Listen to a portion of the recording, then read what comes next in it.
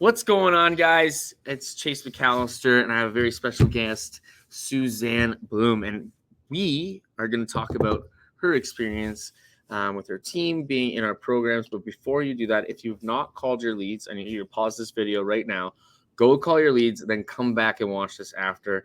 Money comes first. But first and foremost, Suzanne, maybe you could just tell us a little bit about yourself, who you are, how long you've been in the industry, the come up, if you will. So first I'll say I called my leads, so I'm okay to do this now. I've been a licensed agent for about 7 years. I kind of lost track after 5, but I wouldn't say that I was really in the industry until maybe the past 3 or 4 years. Just didn't have that awareness. The group that I was with is just completely the wrong model for me. So jumping into where I am now, that's when I feel like I really cued in on what the industry is about, what's actually possible, and selling insurance rather than just recruiting people. So that experience, that has been huge. And with that, jumping into, I did field sales before COVID, right before COVID. That was February of 2020. COVID hit, poof, blew us all up. So went into telesales, and that's where I hit my stride. Unfortunately, my stride and my time in telesales was just before Unreal. So I feel like I missed the wave, and I'll tell you, there are days when I look at what's going on in the wins channel and what's going on within my team, and I think, oh, I should get back on the phone again. And then I have to remind myself, that's not my time. My time is helping everybody who is on the phone now. Yeah, for sure. Maybe you could just speak to that exactly. So now you have a decent amount of people on your team in our program. What was the key reason you guys decided to bring your whole team in, and what has that done for your team? So we've had sort of a system for telesales all along, but the groups that we were working with, we noticed a few things. We didn't have as much oversight, I guess. It's not like we have oversight into Unreal either, but just some things were happening where we felt like, what are they really doing in terms of compliance? And then we watched the volume fall. It was never consistent. Some days it would be, yeah, we can't send calls today because there are goats in the road, or there's an internet issue. No, there's an internet issue or whatever. And for a huge thing, volume number one, if we can't get agents in front of enough people, they are not going to hit their consistently their goals. And it's all about consistent income. It isn't necessarily about high income. That's nice, but consistent income is what's important. And the other issue, of course, is making sure that TCPA compliance issues are all set up. That was a huge thing. We didn't know, we didn't have as much control in that. So we really had to train the agents very well, which again, when you're doing that, now the agents are paranoid about every call that they're taking. And a paranoid person isn't really going to engage well with the clients that they're speaking with. Yeah. So finding you guys was huge, because the compliance issue, it's a non-issue. Every call that they get has been a quality call, in my opinion. We might have one. I think the one that I heard from an agent recently is the guy said he was 98 years old. Okay, that's one out of a lot of calls. Yeah, which can happen. Definitely can happen. But the other issue is the quality of calls. I feel overall, every call that the agents have gotten, whether or not they've closed it, I've said, oh my gosh, that's such a closable call. Let me get in there. That's great. And you're not going to close them all, right? 100% closing isn't what's going to really happen. No. But there's just so much opportunity for engagement with the clients, for enrichment, for deepening the client relationships. So that's one aspect of working with you guys. Now, I think another aspect that is just important is the support that you guys provide. I have not seen anything like it. And usually lead vendors just want to sell you the next lead. Just keep buying leads. You guys not only keep sending quality leads, but you're also providing the support for the agents to be able to close the leads. You care about the quality of leads that you're providing. You care about the agents closing. Huge. That's such a big deal. So the training component, the community that you've provided, plus the lead quality overall is a big deal. That's a lot of why we're here. Another reason why we're here is because when I find systems are everything. All right. Activity is everything. Systems are right there with the activity. And for me, as someone who is an owner of an IMO or large agency, whatever you want to call it, I need to be able to provide consistency, a consistent, predictable income for us as well as for the agents. I know that my agents are going to get on these calls at the very, very bottom level, and they're going to close on the transfers. They're going to close about 1 out of every 5. At least that's been my experience. So if I put an agent in, closing 1 out of 5 leads, average annual premium for a final expense policy is $800. That means $4,000 are coming in for that agent. $4,000 are coming in submitted premium for the organization. So now I can say, I want to add another $100,000 in premium to my weekly premium pipeline. How much is that? I know I just need 15 agents right into Unreal, and it's going to happen. You guys are very predictable in your results. Very cool. Very cool. Now, I guess speaking to what you were doing before working with us, clearly it was maybe an offshore type situation, I would imagine, or was it, where you're kind of risking that compliance aspect. Maybe we can speak to some of the trainings that we do provide to the agents as well, because I know a lot of guys have come in and I know that also a lot of team leads are a little bit like, maybe we don't want them talking to our agents. Let's just keep them over here. And I know you guys were at the start. What was the turning point to say, okay, let them train? Yeah, as you know, I'm very protective. Yeah. What I don't want is a bunch of garbage getting in my agent's head about just sell a lead. Don't worry about it. Move on to the next. I have a very particular training philosophy where the client is important. I want all of the agents to treat these clients like this is their grandmother, their parent, whatever. I'm not a hard sell person myself. I don't like hard sell either. So watching that you have the same training philosophy, I love Antoine. Some of the things that he says, some of the things that he has, I'm like, ooh, I could say that he stole those words right out of my mouth. And I think we do that a lot to each other. So first of all, knowing that the same training philosophy is there, that you have some focus on retention and persistency. Huge. You don't find that. Most IMOs don't even talk about that. So to hear that from you guys is big, because I mean, in one way, if you're surface thinking, if you're teaching on retention and persistency, then maybe you're cheating yourself out of some lead money, right? Well, that's not the way it is, because if no one wants to work really hard for a buck only to have that buck fly out of their pocket, 2 weeks, 3 weeks down the road. So very important component that you guys provide. The reason why we do that too is not like, I don't get in the business to sell you leads for 3 months and then walk away. I get in the business to sell you leads for the rest of your career. And so for us, retention is a big piece, but it's also one of the pieces that we have very limited control over. And so we have to take pieces of proven results and proven processes that have been that drive good retention, and implement them into our processes, and then teach those processes to everybody that walks in the door. It's not just to cover our basis, but it's to cover your guys' basis, because I know that a lot of agents don't think about what happens after the sale, right? They get chomping at the bit to get the approval, and then they'll never call that lead again, ever, right? And that's not how it works, and that's why we implemented that procedure. It's also to keep you guys here, because that's where we make money. I don't make money off the onesie twosie orders. We make money once you have been here for a consistent amount of time. And the only way to do that is to ensure that your results stick. Because we've had lots of guys that have come in that have written a lot of money, but have charged back. And then the first excuse is, you guys resold my leads. We didn't. But after reviewing your calls, you spent 20 minutes to write an app with somebody. You didn't ask them a single thing about themselves. You just went straight into the application and sold in a policy.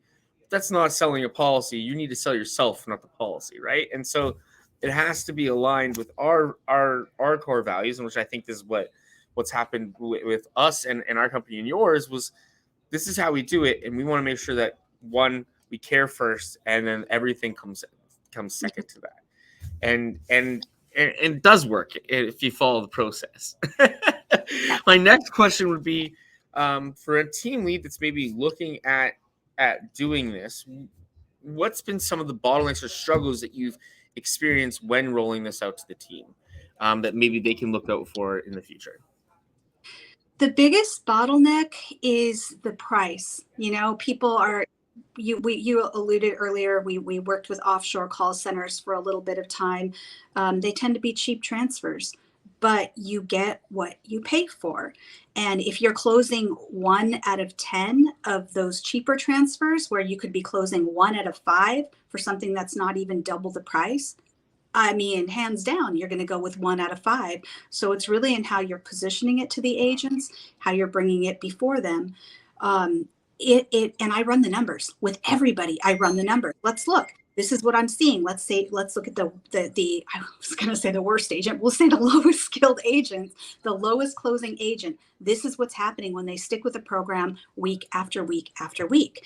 And then you look at the ROI, and there's no way. It always makes sense. If you can spend $1 in leads and put $4 back in your pocket, that's ideal. It's only going to go up from that. And like I said, the lowest level, lowest skilled agents are going to, you look at their numbers and then realize that with the training opportunities that you guys provide, which by the way has taken some pressure off me, I've been able to just tune in and come side by side. I feel like I'm partnering with you rather than turning my team over to you, which is an incredible savings for me in terms of time, the team lead.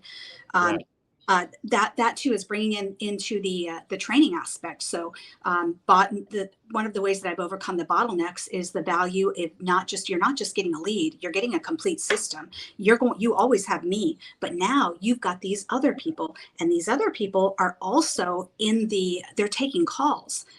Everything's designed around the call, around how the lead is generated, and you've got so much support. So when they realize they're not just paying for picking up the phone and saying, "Hi, I'm an agent," but they've also got all of the support behind it, that starts to change their mindset a little bit. For sure. And I think a lot of the times too, with the pricing, obviously we are more expensive than some, maybe more expensive than most. But ultimately, the cost per acquisitions is what they need to look at. And an agent come in, they always look at the ticket price or the barrier of entry to get in. And instead of looking at the lead, the cost per acquisition, they look at all the expenses of the lead itself. But ultimately, if your cost per acquisition is $175 and less, you're making more money on the more expensive leads than you would on the cheap leads anyways. And probably a lot less time going through all of the mud to find the gold.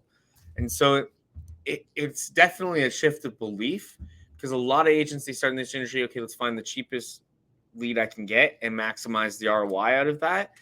And that's kind of the wrong way to look. But also, a lot of agents, they'll do that for a long period of time, and then they know that their time is way more valuable than what they thought, right? And so now they have to pay a little bit to get that time back. And so and we deal with it all the time. We wouldn't want to be the cheap person. I wouldn't want to be the cheap, because I want to be able to provide as much value as I possibly can. And I get limited by the time we get down to those lower ticket items, right? And so I found this is what works. This is what's going to get you results, and this is what it's going to cost. And nothing's changed. It's been the same for a very long time, and the results maybe fluctuate 1% to 2%. That's really how I present it back to the team too. Like, this is what I know has worked. Yeah. We've worked with these guys for months. I've seen it over and over. They are the same people as the first day that we met them, and you can keep on expecting this. One of the things you said about buying old leads and keeping your cost of your leads, and then just beating those up. I used to do that. I used to say that was the best way to do it, is bring a new agent on, have them get some grit, do this. It's not the best way to do it, because if I can bring an agent on, I'm going to tell you, you're going to pay $55 per transfer or whatever. You're going to pay this amount coming in. And I recommend that you get 30 transfers per week minimum. What happens is they sell. Now they sell, and now they're like, oh, I'll pay that again. Where if they're just buying cheap leads, investing in something, and they're getting no results, or they're feeling beat up day after day after day, you're going to lose that agent. You've got to get results. Yeah. If there was somebody you wouldn't recommend this program for, an agent type, even a team lead type, who would that person be and why? I would not recommend this for an agent who is going to come in and be stuck in their ways in terms of the system. I'm going to use my own script. I'm going to do my own thing. You might have results, but you probably won't. And you're certainly not going to learn. And I think it's going to be very tough for someone to come in wanting to run their own system through the leads. For a team lead, I don't know. I can't think of a reason why someone would not want to plug their team in. I work with a lot of different personalities, and this is always my first suggestion is this is what you guys are going to do. Put this money aside. And, I guess someone who someone who only wants to do field sales. This is a terrible deal for them. Yeah, just don't even call us. Don't even call us. We're not the guy for you. Well, I really, really appreciate the kind words, but also just like giving insight, because I think sometimes it's hard to see from the outside in what's to expect, but these interviews allow us to try to set expectations before people jump in, because I would hate for somebody to just walk in thinking it's this big shiny object, because we're not. It's going to suck, especially in your first couple weeks. It's going to be hard. It's not going to be easy. And our leads are going to suck. Like, we don't have special leads. All leads suck. The process in which we get them in front of you and the process in which you take that person through is what we do really well. Yes. And if you can follow that process, I can basically guarantee you're going to make money. I can't do that if we're just going to walk in here thinking it's a new lead type, same thing. I'm on my own, getting sent to the wolves, because that's not what we're going to do. Each one of our clients, regardless of what program they're on, they're getting one-on-one coaching, whether they may like it or not. It's just, we're going to make sure that we both remain accountable to this, a partnership, because for us, it's not customer to business. It's business partnership. We're in a partnership business in the sense that it's a two-way street. This only works if we both put the work in. It's the only way. It's not like we have some magic lead that's just, anybody and everybody can come in and use their own process and use their own way of selling and is going to get a result. There's no way to really find out if a lead vendor works or not, right? So the advice I would give to a team lead is like, trust the process, trust the systems in place. Even though you might already have systems in place, those systems aren't always going to work. And that's not even to say for my lead type. That's for every lead type. You have to, one, if you're looking for a lead vendor or a partnership for your agents, you got to, one, make sure that the system's aligned with your core values, but two, the willingness to open that system up to your agents and know that, what got you here isn't going to get you there. And be open-minded to that. That's the only piece of advice I would give. But is there any piece of advice that you would give to a new agent that's just starting out or maybe looking to jump over the fence right now? I think you just said it, to trust the process. I was very successful when I was on the phone. And one of the things that I get all the time is, can I have your script? Can I do this? Like I have some magic sauce or magic. It doesn't, you're right. It doesn't exist. And it is wholeheartedly buying into a system and doing it to the best of your ability and staying connected. Oh, another piece of advice is that staying connected part of it. Don't just grab the script and get on the phone and think you're going to do amazingly. Stay connected to the community. Ask questions. Super important to be able to do that. Mm-hmm. Another thing with the team lead, one of the reasons why we did open up is, the industry can be pretty rough in terms of poaching teams, cross recruiting, kind of stuff, agents being stolen. We found that it is a very very friendly community, and you guys also do a fantastic job at moderating, policing to make sure that the relationships stay healthy and they're peer hire instead of like a blind to recruit type situation. Yeah. Which we've had to kick a decent amount of people out. And I think, we're not going to be able to stop 100% of it because it's just going to happen behind closed doors. But I think everybody respects why we're here, which is amazing. And it's just the bad apples that might not get aligned to that. But I feel like our community we're just here to help, and from all different walks of life.